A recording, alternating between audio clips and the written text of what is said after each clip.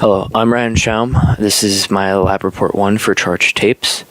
Going into it, the main goal of this lab is to use tapes to show the clear transfer of electrons between objects and see their electric field created.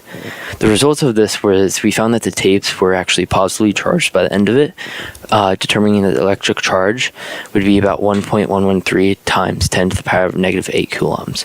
Tape ended up having an actual deficit of 6.960 times 10 to the power of negative 10 electrons, showing that it was showing it was positively charged.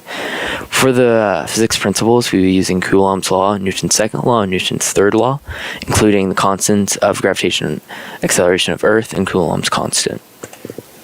For the experimental model, we find that the system is tape A and tape B, with the surroundings being almost everything else, including the books holding up tape B in the second image, with the initial conditions being two pieces of tape, roughly the same length, width, size in general, neutral charge at the start.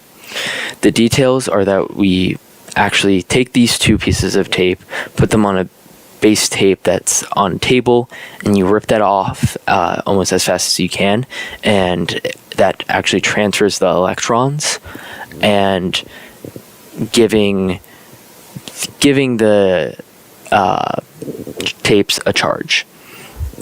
And from that we can put them near other objects to see if it has attraction or repulsion.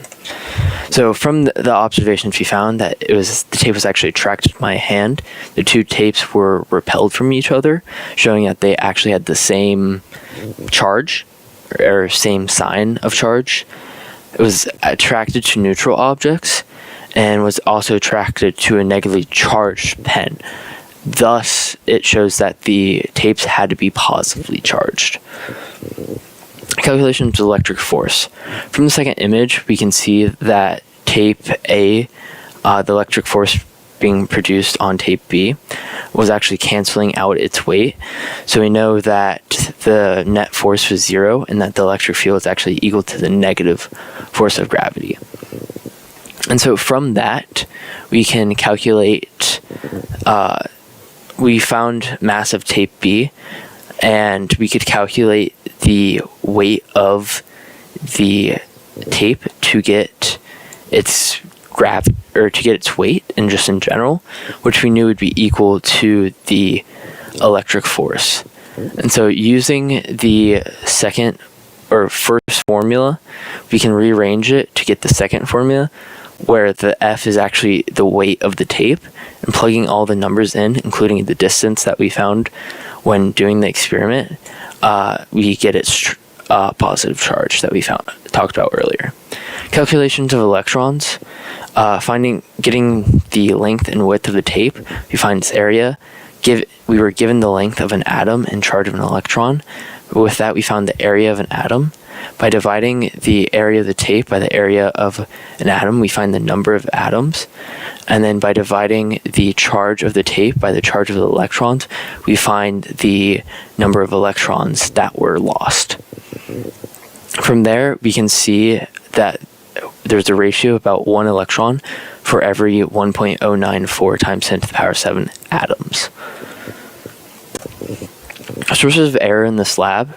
There's a lot of human work and assumptions done, and so all the measurements, observations, and even there could be a loss of charge due to improper handling of the tape.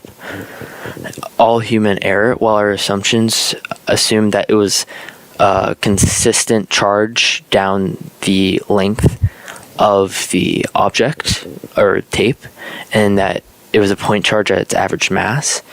Also that the two tapes were actually equal in charge, which regularly wouldn't be true. And lastly, the surroundings of tapes were completely disregarded, which didn't keep in mind humidity or any air conditioning or variation of temperature in the room that could have affected this. For discussions, if electrons were positive and protons were negative, we would see almost all the charges in the world just be flipped, as electrons are free flowing, and so they would actually be inducing a positive charge, the movement of electrons wouldn't change, so they would be giving positive instead of negative. And why it's important to handle the charged tapes as little as possible is that you're acting like a grounding to them, so they'll actually take your electrons, which can ruin this project. Conclusion: objects can easily obtain a slight charge due to freedom movement of electrons, creating electric fields all around us that just on touch and everyday activities that cause natural phenomena through our life, like static electricity and shocks.